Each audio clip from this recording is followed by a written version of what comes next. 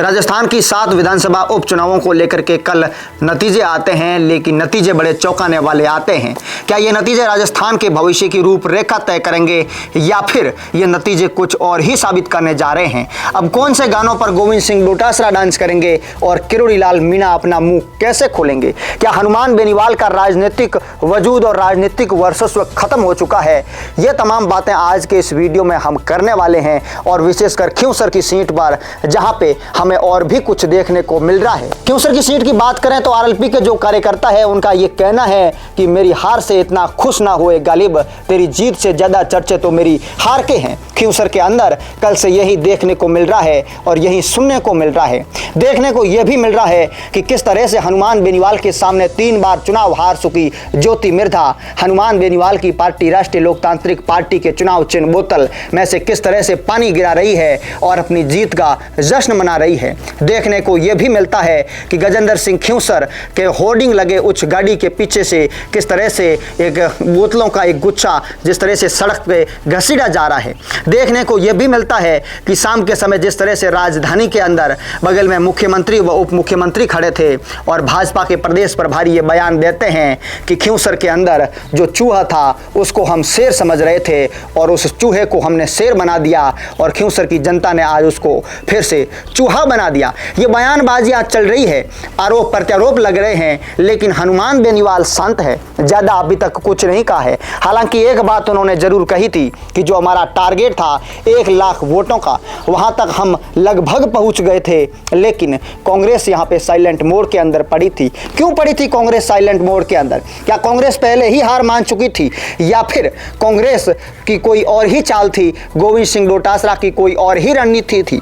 RLP के जो कार्यकर्ता है, हनुमान बेनीवाल के समर्थक है, उन लोगों का एक बड़ा आरोप है गोविंद सिंह डोटासरा को लेकर के। लोगों ने कहा कि भाई ये चुनाव भारतीय जनता पार्टी ने नहीं बल्कि कांग्रेस ने हराया है, कांग्रेस के प्रदेश अध्यक्ष गोविंद सिंह डोटासरा ने हराया है।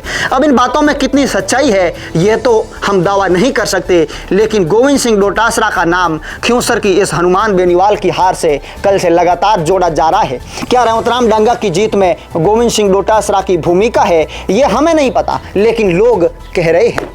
लोग ये भी कह रहे हैं कि गोविंद सिंह डोटासरा खिंवसर आते हैं तो वो रेवतराम डांगा का प्रचार करने के लिए आते हैं।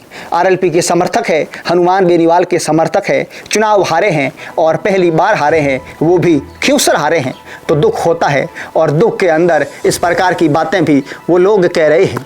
बहरहाल ये बात अलग है कि जिस तरह से हनुमान बेनीवाल का एक वजूद खिंवसर था, हनुमान बेनीवाल की एक पहचान खिंवसर थी, आज वही सीट उनके पास नहीं है। राजस्थान की विधानसभा के अंदर अब हनुमान बेनीवाल अकेले पड़ गए हैं, उनके पास कोई विधायक नहीं है। राजस्थान की विधानसभा के अंदर आरएलपी का कोई विधायक नहीं था। एकमात्र उम्मीद कनिका बेनीवाल की थी कि इस बार वो जीतेगी और राजस्थान की विधानसभा में आरएलपी का प्रतिनिधित्व करेगी, किसानों और जवानों का प्रतिनिधित्व करेगी, लेकिन खिंवसर की जनता ने कनिका बेनीवाल और हनुमान बेनीवाल को इस बार सिरे से नकार दिया। क्यों नकारा? क्या वजह रही कि 2008 के बाद से अब तक जिस तरह से खिंवसर के अंदर हनुमान बेनीवाल का एक तरफा राज चलता आ रहा था और इन चुनावों के अंदर जिस तरह से हनुमान बेनीवाल व राष्ट्रीय लोकतांत्रिक पार्टी को जनता ने दरकिनार किया है, इसके पीछे क्या वजह लगी? लोगों ने यह भी कहा कि हनुमान बेनीवाल अच्छा संघर्षशील लड़ाका है, लेकिन उनकी जो कुछ गलत कॉमेंट टिप्पणियाँ व उनकी भाषा को लेकर के लोगों के अंदर एक गलत नैरेटिव चला गया, लोगों के बीच में एक गलत मैसेज चला गया और यही वजह रही कि हनुमान बेनीवाल खिंवसर को जीत नहीं पाए। दूसरी तरफ गोविंद सिंह डोटासरा कांग्रेस की बात करें तो कांग्रेस मुझे लगता है कि राजस्थान के अंदर एकमात्र ऐसी सीट थी जहां से ईमानदारी से चुनाव लड़ रही थी, वो सीट दौसा थी। जिस तरह से वहां पे कांग्रेस ने एकजुटता दिखाई वो देखने वाली बात है, लेकिन बाकी राजस्थान की 6 और सीटों पे कांग्रेस के अंदर बिखराव देखने को मिला। क्या वजह थी इसकी? क्या कांग्रेस एकजुट नहीं थी? क्या कांग्रेस के अंदर जो गुट बने हुए हैं उनके अंदर कहीं ना कहीं मनभेद या मतभेद थे?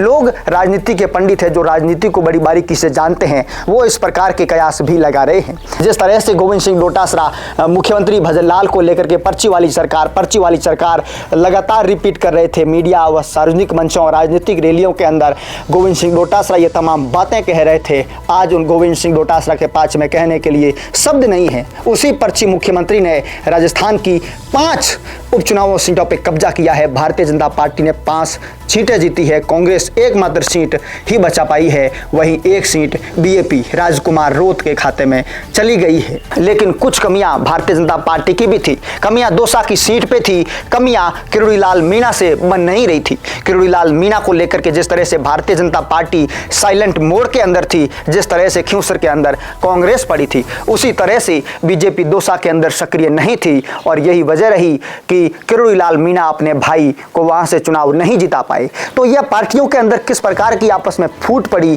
कौन किसको जिताना चाहता है, कौन किसको हराना चाहता है, अपनी पार्टी से किसी को लेना नहीं है, दूसरे को जिताने के लिए अपनी पार्टी को हरा सकते हैं, यहां तक तो जमानत भी जब्त करा सकते हैं। यह पार्टियों का खेल है, राजनेताओं का खेल है, जनता सब समझ भी रही है, देख भी रही है। बहरहाल राजस्थान की राजनीति को लेकर के, इन उपचुनावों के नतीजों को लेकर के आप क्या सोचते हैं, आप हमें कमेंट सेक्शन के अंदर जरूर बताइएगा। धन्यवाद।